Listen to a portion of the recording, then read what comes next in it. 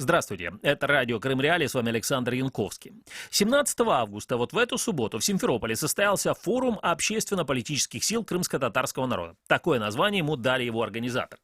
Среди его организаторов депутат Госдумы России из аннексированного Крыма Руслан Бальбек. По его словам, на форуме собралось 500 человек. Правда, некоторые другие участники этого форума говорят, что и 300, и 400. Разные оценки. Бальбек пишет про 500 человек. Большинство из этих участников форума – кандидаты в депутаты на российских выборах 8 сентября 2019 года. Еще раз напомню, что эти выборы, которые российские чиновники планируют провести 8 сентября 2019 года, ни Украина, ни Соединенные Штаты Америки, ни Европейский Союз, ни ряд других стран не признают законными. Также в этом форуме общественно-политических сил крымско-татарского народа приняли участие представители крымско-татарских организаций, преподаватели Крымского индустриально-педагогического университета, а также представители интеллигенции и духовенства. Руслан Бальбек вот что написал на своей странице в Facebook. Впервые крымские татары идут не в оппозиции, а тандеме с правящей партией. Единая Россия стала единственной партией, которая предоставила крымским татарам проходные места для списочников, написал Руслан Бальбек на своей странице в Facebook. По словам господина Бальбека, участники форума выразили поддержку курсу, выбранного президентом России и главой российского правительства Крыма. Также на форуме было принято обращение к соотечественникам, цитирую, принять участие в выборах в единый день голосования 8 сентября 2019 года. А далее прямая речь господина Бальбека, вот что он сказал в интервью крымскому телеканалу. Обращение с поддержкой курса президента, политики главы республики и, конечно же, с призывом к крымским татарам и ко всем крымчанам участвовать в выборах, не оставаться в стороне, потому что от каждого из нас, от каждого голоса зависит общественное и государственное строительство, насколько будет прекрасным наш Крым. И, конечно же, развитие родного края – это дело рук, в первую очередь, самих крымчан. Это вот такое обращение господина Бальбека. И он говорит, что вот это обращение, текст этого обращения был принят на так называемом форуме общественно-политических сил крымско-татарского народа 17 августа в Симферополе. Также выступали там и другие люди. Например, вот человек, который представляется как член президиума крымско-татарского народа крымско-татарского движения Крым.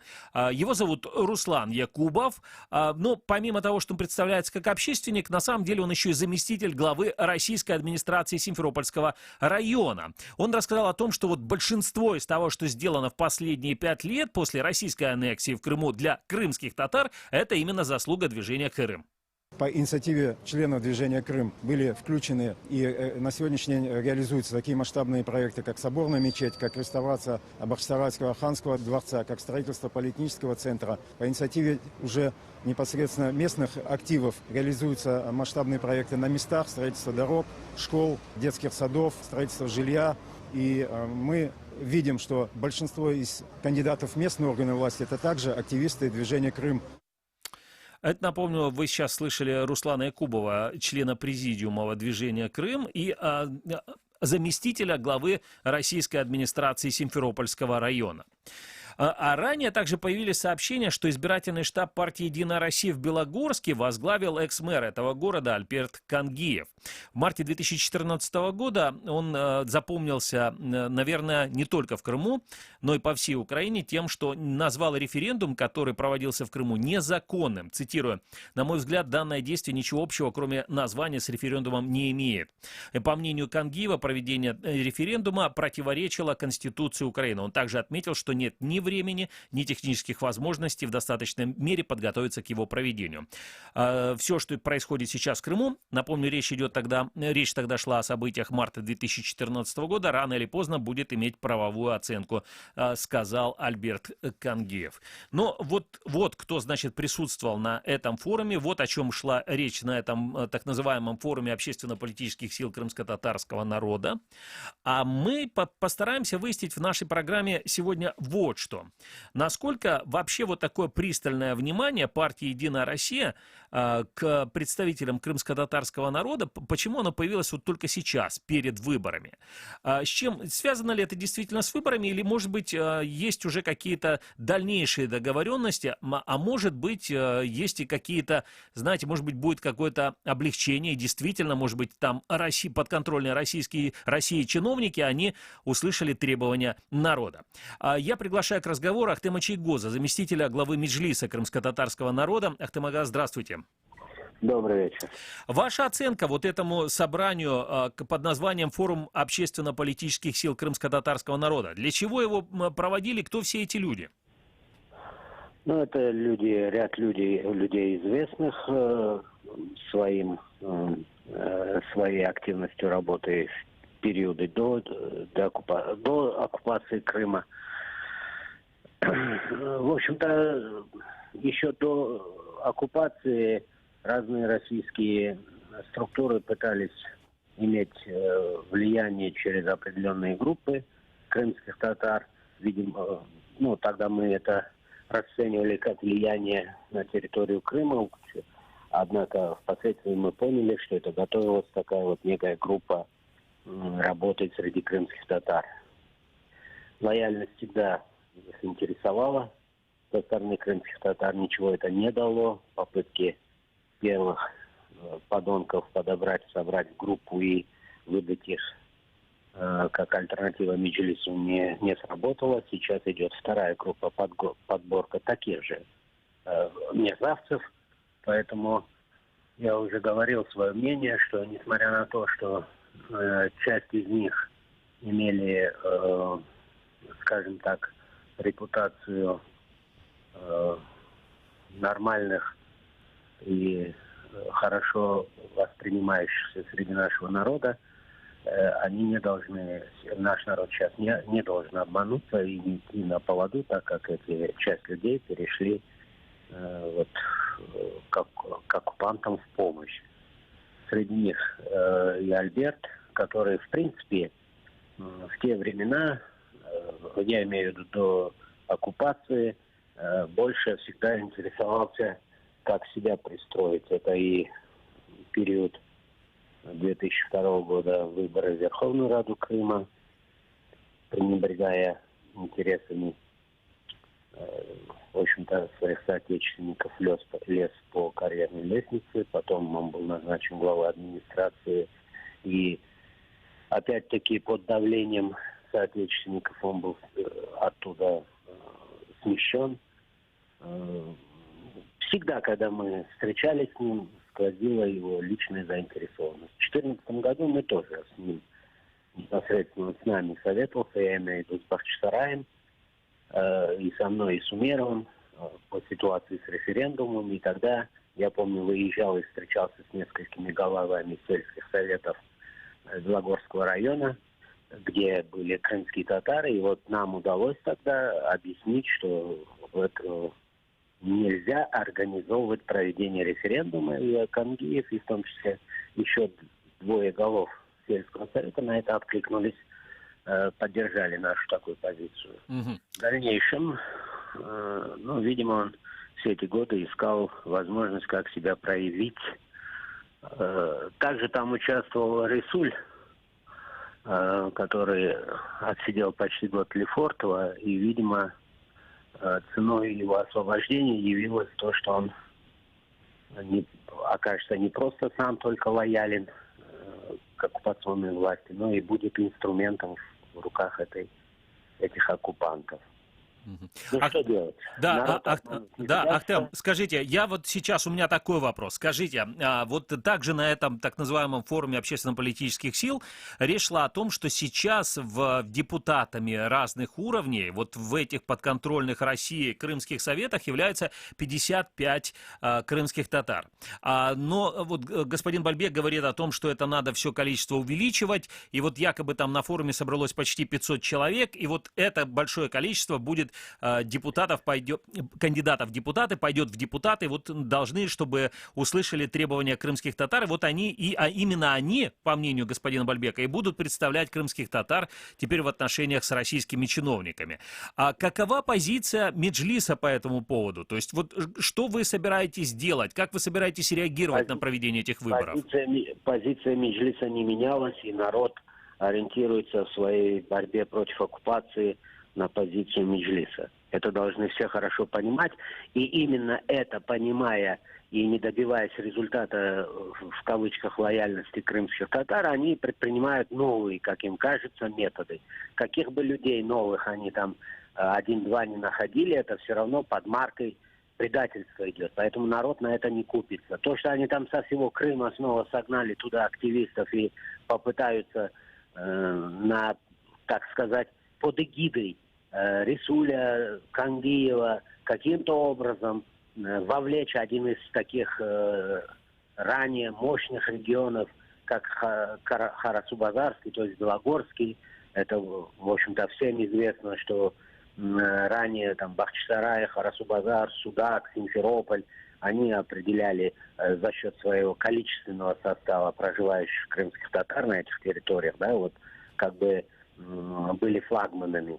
Сейчас вот, видимо, в Бахчисарае никого не нашли столько лет, в Судаке не получилось, в Симферополе нашли, но, грубо говоря, ничего у них не вышло, да, хотел сказать, облажались.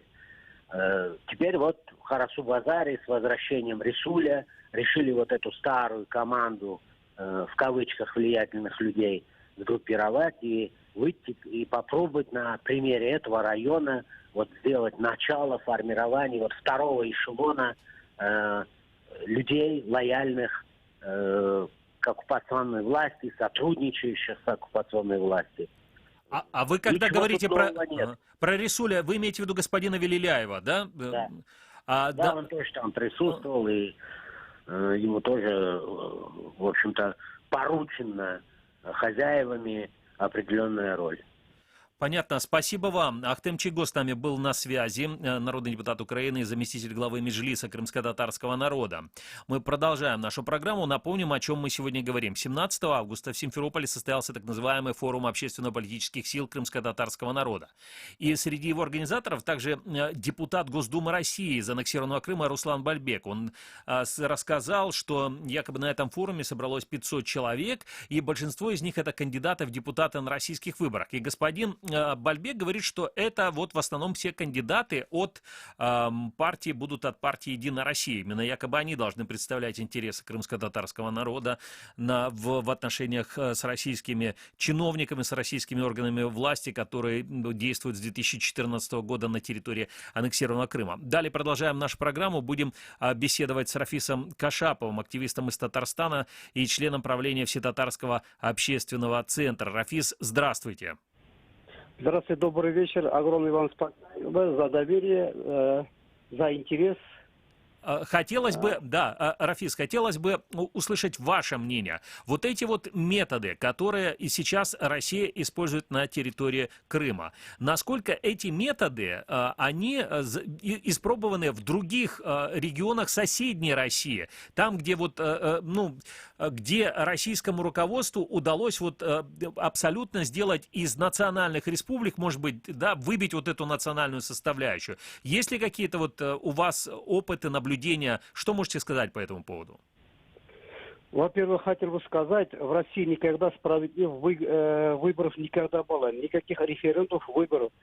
О чем я хочу сказать? Вот я находился в тюрьме, вот хозяин колонии, тогда еще шли президентские выборы, да, даже выбирали депутатов Госдумы Российской Федерации.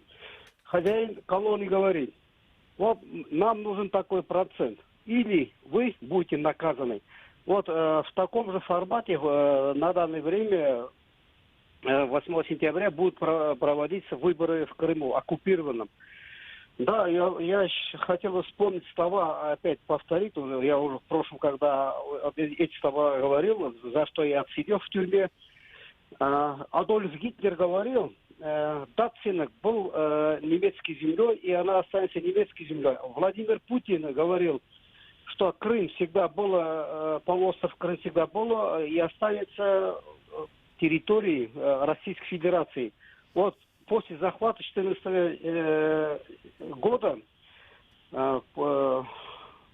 силовиками полуостров Крым там творится беспредел. Она и будет продолжаться, пока НАТО,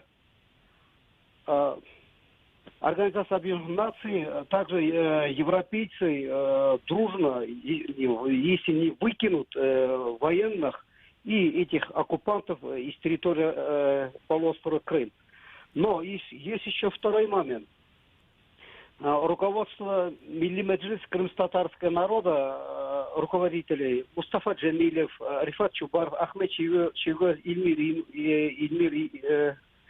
Умеров, также многие другие авторитетные лидеры, они просят у руководства Украины, чтобы Верховной Радой был признан полуостров как национально автономный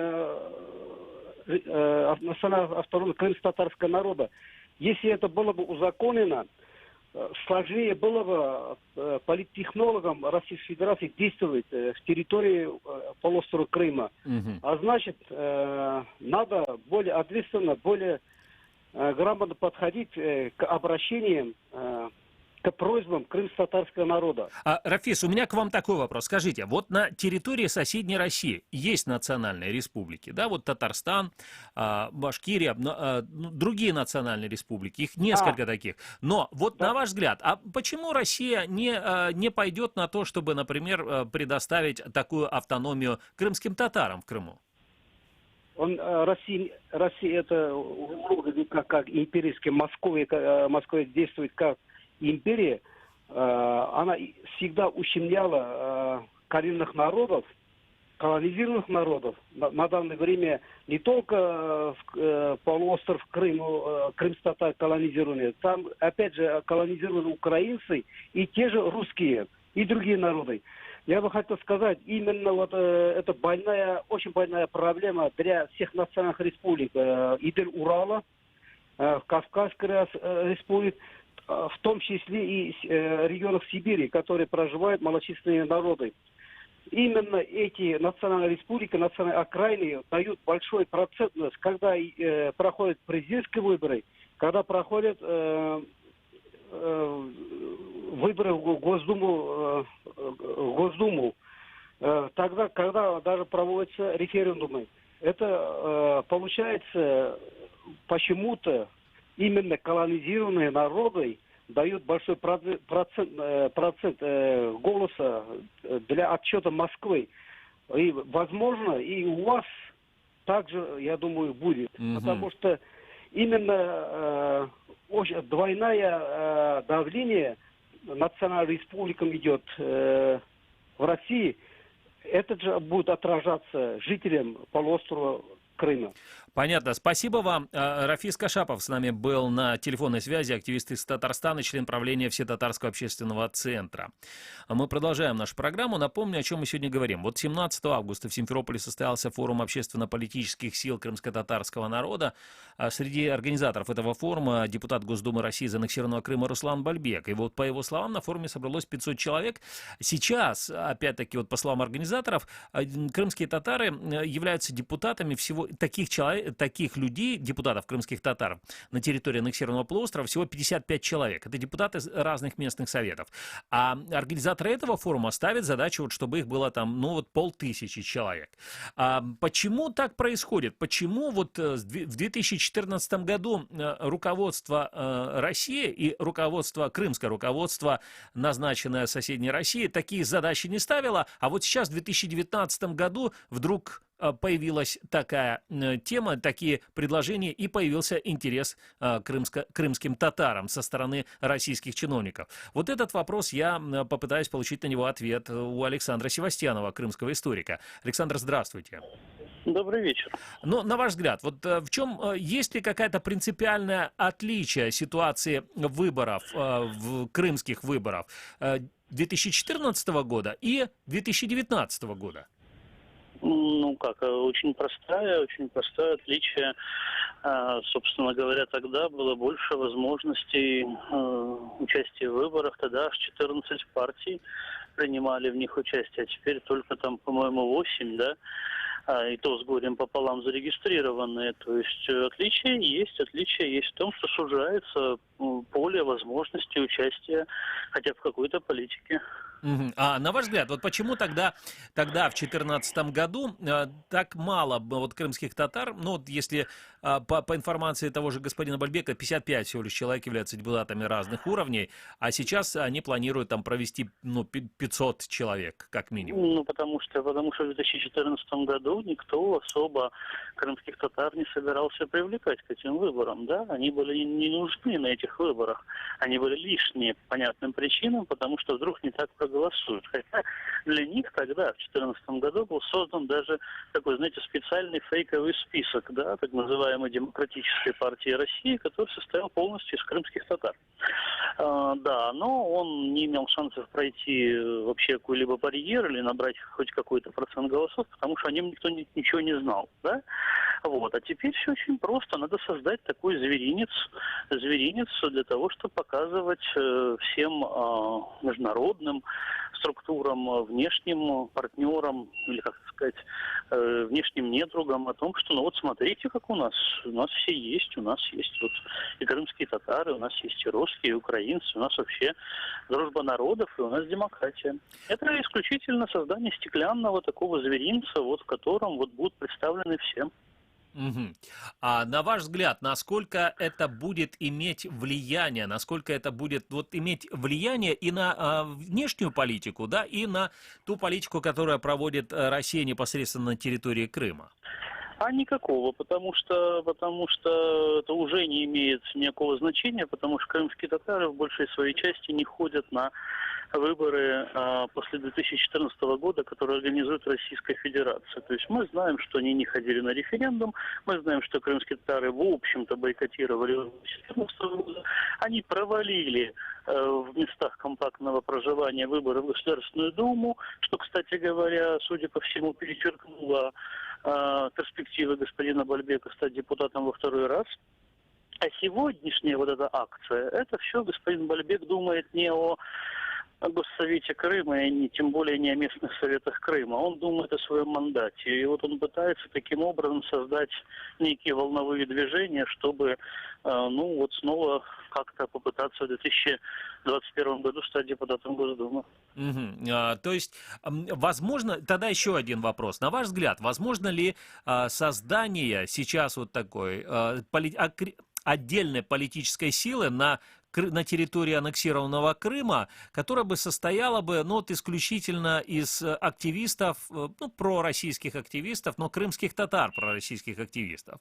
Возможно или нет? Ну, возможно, но просто мы ее уже сейчас не видим, да, как, насколько я понимаю, вот те 8 партий, которые участвуют в выборах, да, там где-то представлены очень лимитированно крымские татары, да, то есть, допустим, там 3 человека имеют шансы стать депутатами Госсовета от «Единой России», да, остальные политические силы, которые имеют шансы на прохождение 5% барьера, они не содержат в проходной своей части крымских татар, да. Но очень странно, что, например, такая политическая сила, как партия Роста, да, так называемая пробирковая либеральная политическая сила Кремля, не воспользовалась вот этим крымско-татарским фактором. В принципе, это было бы логично для нее, да, но не воспользовалась. Но, с другой стороны, мы знаем, что явка в местах компактного проживания на российских выборах составляет в лучшем случае, наверное, 15-18%. Поэтому это все достаточно малоперспективное усилие. То есть просто нет смысла тратить ресурсы, да, если никто не придет и не будет голосовать? Или придет какой-то был бы смысл, если бы был бы обратная связь, какое-то хотя бы обратное движение. Его нет. Угу. Понятно. А вот если говорить еще один вопрос, да, вот то, о чем вы говорили уже, если можно более так подробно. Если создается вот действительно такая какая-то, ширма или, как вы сказали, там, зверинец такой вот политический, для того, чтобы влиять на ситуацию извне, насколько вообще это может быть потом использовано Россией, уже вне зависимости от результатов выборов непосредственно для господина Бальбека? Как Не, это ну, может быть использовано? Ну вот показывать, вот их можно показывать, когда приезжают какие-то международные делегации. То есть, допустим, если Россия согласится допустить представителей ОБСЕ или ООН на территорию Крыма, то, конечно, показать вот таких вот довольных, считающих себя реализованными и политически активными крымских татар будет крайне выгодно для российского руководства. Поэтому это вполне возможно. Просто я думаю, что это не совсем будет происходить на уровне господина Бальбека. Это будет происходить на местном уровне. Вот привлечение господина Кангиева из Белогорска вот к этому процессу, да, оно, мне кажется, вот что-то в этом роде. То есть это могут быть, знаете, такие вот крымские татары-бизнесмены.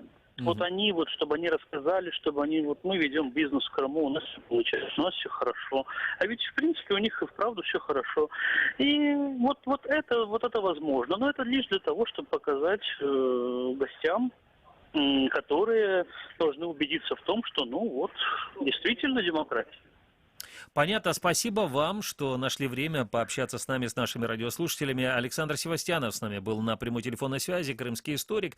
Мы продолжаем нашу программу. Еще я хочу, чтобы мы послушали небольшой фрагмент вот с этого форума общественно-политических сил крымско-татарского народа, который 17 августа в Симферополе проводил депутат Госдумы России из аннексированного Крыма Руслан Бальбек. А послушаем мы сейчас Ленура Абдураманова. Это председатель так называемого Государственного комитета по делам межнациональных отношений депортированных граждан подконтрольного России крымского правительства. Ленур Абдураманов о целях вообще этого форума и для чего вообще собирались люди, которые пришли на этот форум. Большая явка людей, это говорит о том, что у людей большое доверие к тем процессам, которые сегодня идут. Крымско-татарский народ уже полноценно интегрировался в общественно-политическую деятельность республики. В каждой представительной, исполнительской или муниципальной власти должны быть представители от крымско-татарского народа, которые, конечно, должны быть слышать и вести прямой диалог между органами власти и нашими общественными деятелями, в целом народом. Напомню, это вы сейчас слышали Ленура Абдураманова, председателя Госкомнадзора подконтрольного России крымского правительства. А с нами на связи Игорь Семиволос, директор Центра ближневосточных исследований. Игорь, приветствую вас. Добрый вечер.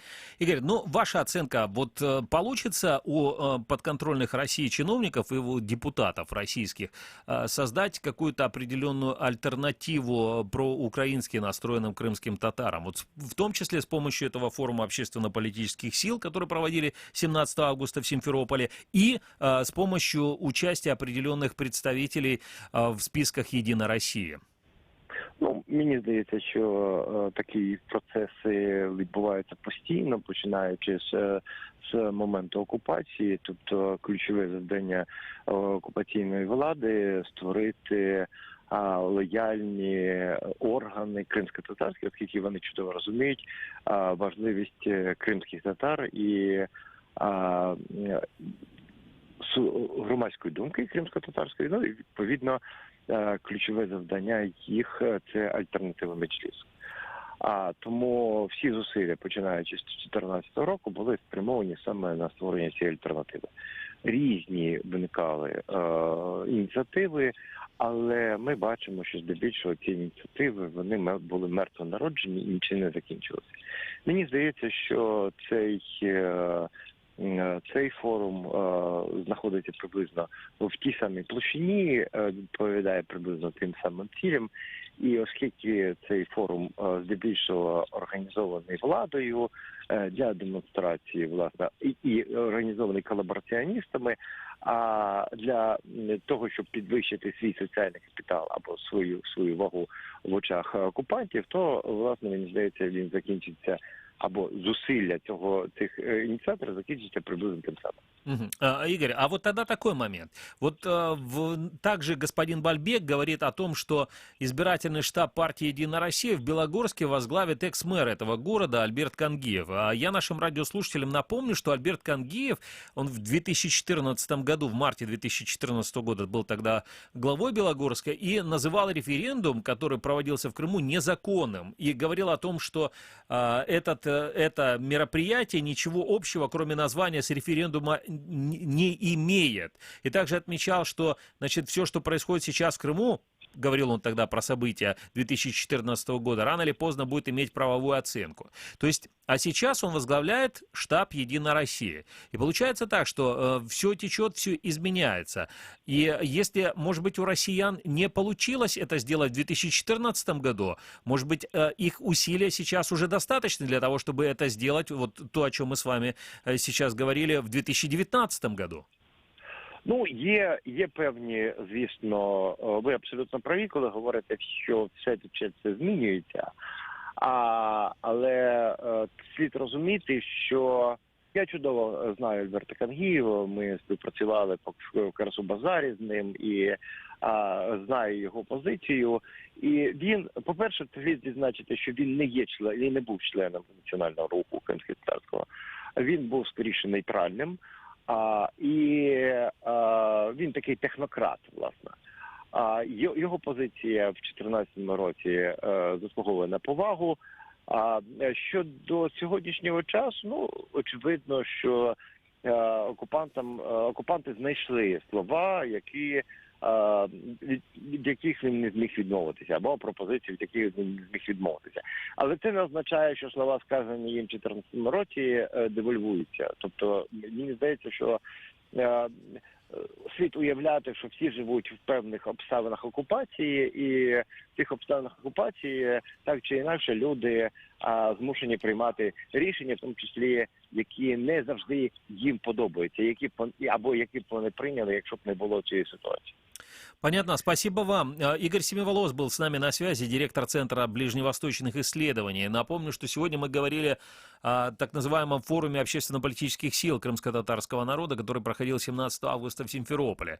Для чего это нужно Руслану Бальбеку? Ну, вы услышали несколько разных версий, в том числе и как его такой способ снова оказаться депутатом Государственной Думы соседней России на следующих выборах. А вот сработает это или нет, но мы обязательно увидим. Это программа «Крымский вечер». Продолжение слушайте через несколько секунд. 21 сентября 2015 года вы впервые услышали радио «Крым Реалии», а мы впервые вышли в эфир. Каждый день мы готовим новости, ток-шоу и авторские программы. И все потому, что крымчане имеют право знать.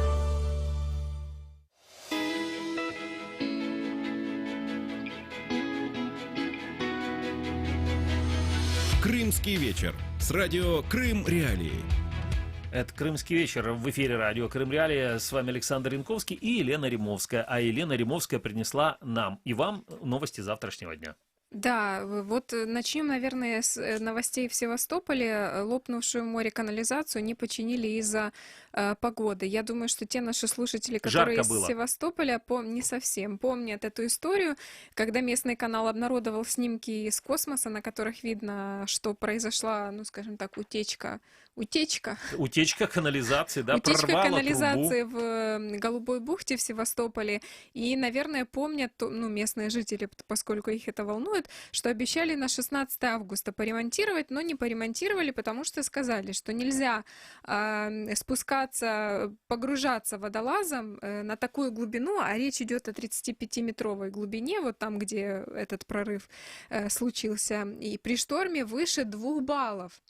Но заверили в российской администрации Севастополя, что завтра обещают отремонтировать, и хомут готов, сказал представитель российской администрации Севастополя на чью шею не уточнил. Владимир Базаров. Тут стоит отметить, что вот когда появилось это сообщение в конце июля по поводу прорыва вот этого канализации там в Голубой бухте, нынешний исполняющий обязанности российского губернатора Севастополя, он поспешил объяснить, что вот эта вот авария на вот этом глубоководном коллекторе, она произошла якобы еще 16 лет назад. И вот он такой хозяйственник поручил все это отремонтировать.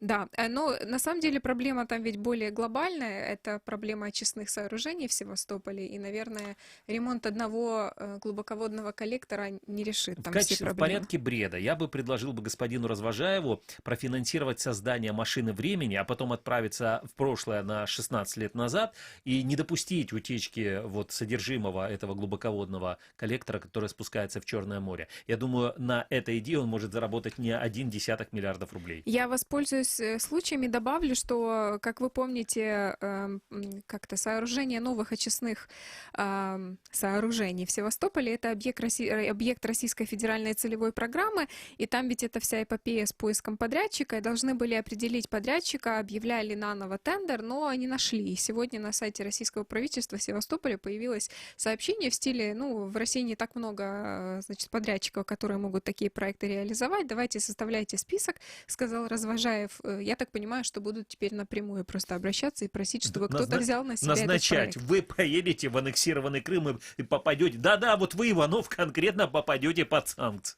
Что у нас еще интересно? Ой, какая интересная новость. Коммунисты России возмутились демонстрацией в аннексированном Севастополе по телевидению фильма «Агея». Да что вы говорите? А интересно, какого именно фильма? Может быть, про Александра Македонского? У меня есть разные версии какие. Может быть, там, как может фильм, быть, я вам могу ответить «Кабаре», на может этот быть, вопрос. фильм Я тоже думала, вы какой-то. держите интригу Нет, для того, чтобы... Да, какие это Фильм могли быть? называется «Одинокий мужчина». Он, 2009 года выпуска. Главную роль исполнил известный британский актер Колин Ферт. Его герой Джордж Фальконер, британец, гей, профессор английской литературы в университете. Живет в Южной Калифорнии в 1962 году. Да. Так вот, коммунисты, которые обратились...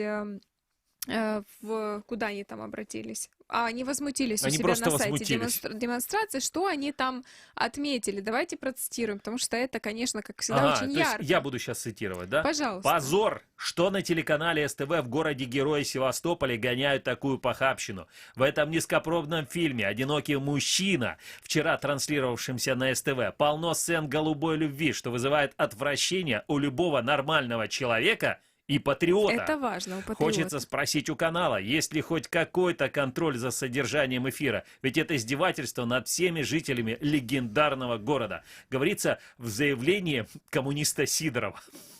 Ярослава Сидорова. Да, вот этот вот Ярослав Сидоров добавил, что Севастопольское отделение партии обратится в Роскомнадзор, если канал СТВ, цитирую, продолжит демонстрацию подобной продукции. Что за полновидчатость решений? Сразу надо обращаться. Он же может продолжить. Справедливости ради стоит добавить, что телеканал Севастопольский публично никак вот это заявление не комментировал. То есть, видно, они прокомментировали, да, и все. Но самое интересное, да, ведь что он обратил внимание на то, что там как бы похабщина, да, на его взгляд. А с другой стороны, любовь, как он сказал. Да, вот а с другой цитата. стороны, он не обратил внимания, что этот фильм американский. То есть, а это уже меня настораживает, а настоящий ли это коммунист вообще вот такие вещи пишет? Хорошо, ладно. Телеканал СТВ публично комментировал претензии коммунистов России. Да, вот новость, которая вам точно понравится. Я знаю, что вы за этим всем следите. Аннексированные Крым и Севастополь вошли в десятку российских регионов, потому что рейтинг российский, понятно, с самым дорогим бензином. Это, опять-таки, данные агентства РИА Рейтинг, которые мы время от времени цитируем в наших эфирах. Рассчитали доступность автомобильного топлива в регионах России и, как вы понимаете, аннексированных Крыма и Севастополя. И что получилось? Значит, жители Крайнего Севера и обеих российских столиц на свои среднемесячные зарплаты могут купить бензина больше, чем в других регионах России. В аннексированных Крыму и Севастополе, где одни из самых высоких цен на топливо, доступность бензина также находится на высоком уровне, считают эксперты. При этом разброс цен на топливо очень велик. Вот это вам вот эти вот цифры все за литр, вот это вам нужно все цитировать. Хорошо, давайте разброс цен. Значит, самое якобы дешевое топливо, бензин, я так понимаю, 39 рублей 62 копейки в Челябинской области. Самое дорогое топливо на Чукотке, 56 рублей за литр. Да, и вот в десятку регионов с самыми высокими ценами на бензин АИ-92 входят Камчатка, 47 рублей 41 копейка за литр, Ненецкий автономный округ, 45 рублей 64 копейки. Севастополь сюда не включили эти российские эксперты. Аннексированный Севастополь 45 рублей 41 копейка, и Крым 45 рублей 33 копейки. Я вот, кстати, сейчас сразу попытаюсь перевести, сколько это в гривнах понять. 45 рублей 33 копейки. А да, что еще там? Сахалин тоже недешевый бензин. Калининградская Запорожская область и Адыгея. И вот, ну, я, в принципе, понимаю, почему россиянам дорогой бензин где-то на Чукотке или, например, на Камчатке, потому что это на другом краю земли фактически, да, там можно подойти, если к берегу, можно посмотреть вниз, там можно увидеть черепаху, слонов, вот на чем зиждется земля. То есть это очень далеко. И вот там какие-то, ну, чрезвычайно суровые условия. Мы с вами например, после эфира обсудим ваше представление о планете Земля. Мое научное представление о планете Земля. Да, и почему в Крым, да, так дорого везти? Причем вот же они, эти нефтеперерабатывающие заводы в соседней России находятся совсем рядом. Почему это так дорого везти в Крым? Последний раз, когда мы делали непонятно. на эту тему программу в эфире радио Крым Реалии, нам обещали то ли крымские эксперты, что вот пустят поезда по мосту через Керченский пролив, и все будет счастье, отлично. Да? Можно я расскажу вам о том, что российские звезды посетили винозавод Массандра в Крыму? Александр Маршал, Валерия с супругом Иосифом Пригожиным, Наталья Королева, Стас Михайлов и Игорь Николаев. Слушай, это все такие звезды, они такие же выдержанные, как крымские вина. Побывали в подвалах винзавода Массандра в Крыму. Об этом сообщается на официальной странице завода в Фейсбуке. Артисты российской эстрады осмотрели старинные подвалы, продегустировали вина, понятное дело, и даже заложили на хранение херес со своими автографами. Я впервые в жизни, рассказала певица Валерия, попробовала этот потрясающий напиток, впечатлилась. Винный завод, напомним, находится на южном берегу Крыма. Ну да. А вот еще одна новость, которая может нам понравиться, потому что мы следим за вот этим вот туром Сергея Аксенова по Крыму. Значит, в Керчи не выполнили обещанные поручения после совещания с Аксеновым. Об этом рассказала редакция Керчи ФМ, керчанка, которая в редакцию обратилась. Значит, считает она, что вот конкретное поручение Аксенова по восстановлению детской площадки на Ворошилова 23, что выполнили его кое-как. Цитирую, значит, на выездном совещании пожаловались на состояние этой детской площадки. Глава города Бороздин ответил, что дано поручение подсыпать песок и исправить детское оборудование. За 2 недели прибили доску к карусели, доску на 4 гвоздя. За 2 недели 4 гвоздя. Все, вопрос закрыт. 2 гвоздя за неделю. Слушайте, это неплохие темпы работы вообще, опять-таки, скажу, это все-таки цитата еще, вот у меня предложение есть. Песка нет, написала керчанка. Трава заросла по всей площадке. Мусор, грязь, выломанные кольца. Ай-яй-яй. Ну, что я могу сказать? Понимаешь, это вопрос вообще, вот здесь я скажу так, это вопрос выбора человека. То есть, когда человек не понимает, что вот этими вещами вообще не должны заниматься, ну, там, условно, руководитель региона какого-нибудь, да, там, области, там, республики, президент. Но ведь Аксенов заявляет, что он вот это все решит. Понятно. Он, когда ездит по крымским люди городам, не могут понять, он да, говорит, что он даст поручение детскую площадку поремонтировать, лифт, а люди еще что-то. настолько неразумные, что не могут понять, что он не может просто сам по себе физически все решить. У меня к вам другой вопрос. Как Да. вы считаете, продолжатся ли поездки Сергея Аксенова по городам Крыма после российских выборов я 8 думаю, что сентября? Нет, я думаю, что это уже будет лишнее. А как Ну, же разве контроль что за поручениями?